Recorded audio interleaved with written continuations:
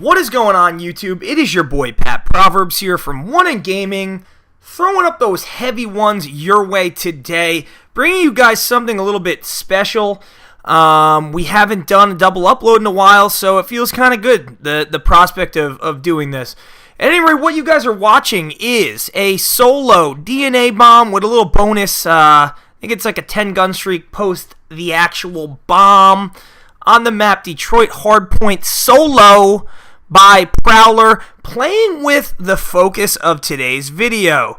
The new AE4 direct energy assault rifle that was available earlier today for season pass holders as an early released DLC weapon.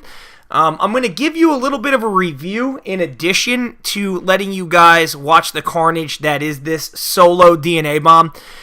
I played with the gun. The first game I played with it, literally I was using iron sights, much like you've seen here.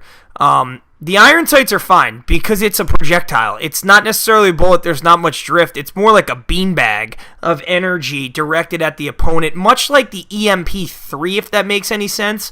It's a 2-shot heady, 3-shot body shot kill if they're direct and they're not grazes.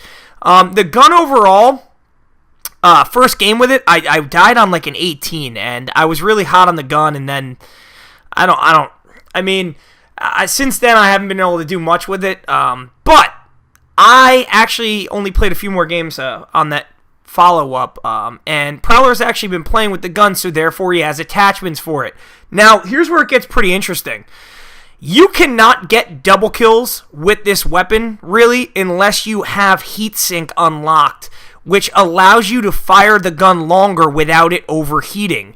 According to the statistics, the features of the gun, heatsink also adds to the fire rate.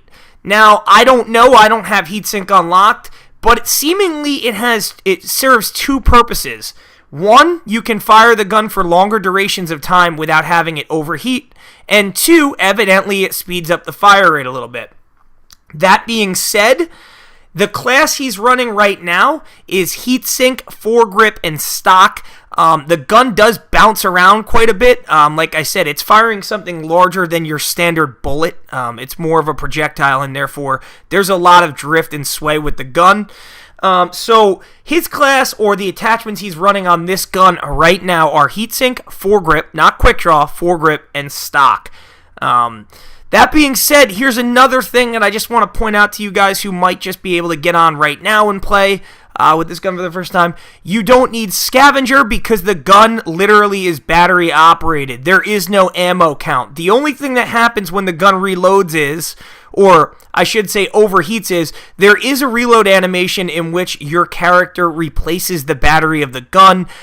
If you get in a gunfight with multiple enemies and do not have heatsink and the gun overheats, good luck, sayonara, maybe next life, because you're pretty much done at that point. The reload is painfully slow on this weapon. So, you don't need scavenger, which is nice. That frees up perk 3, which obviously most of the usable perks are in the perk 3 slot, so it's actually pretty nice to not have to run scavenger. That being said, there are two variations of this gun. There is your standard gun, and then there is one called the Widowmaker, which also came out.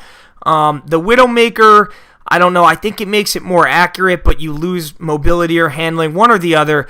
But as with all these guns, really, for the most part, with a few exceptions, the standard model is usually the best, in my opinion. Obviously, the ASM-1 Speakeasy and what used to be the BAL Obsidian Steed and the AK-12 RIP all were exceptions to that rule. But there you have it. He's got the DNA bomb. He's going to go on a little bit of a streak here for you guys, just for those of you who might be intrigued about this weapon. You can get a little bit more gameplay out of it. It's kind of a little slow. Not many people rejoined the game, which was odd. Matchmaking in AW has been pretty decent lately as far as keeping the lobbies populated. But yeah, so overall it's something new, it's something fun, it's something entertaining. The gun isn't that bad. It's a different weapon once you get heatsink unlocked for it, though. Trust me. So anyway, I hope you guys have fun playing with this AE4, those of you who might have it or had gotten the Seasons Pass early access to this DLC weapon. I don't think there's that many DNAs with it yet. I know this certainly isn't the first, but anyway, guys, good luck to those of you who put this on and give it a whirl. Remember, Heatsink foregrip stock is his class. You don't need scavenger. Scrap that. And for anything and everything One Nation Gaming, keep it tuned right here. I think he doesn't get another kill for the duration. I spoke too soon. For the duration of this game. So I hope you enjoyed it. If you did, make sure to leave us a like. Leave us a comment if you played with the weapon. What are your first impressions of it? And take it easy.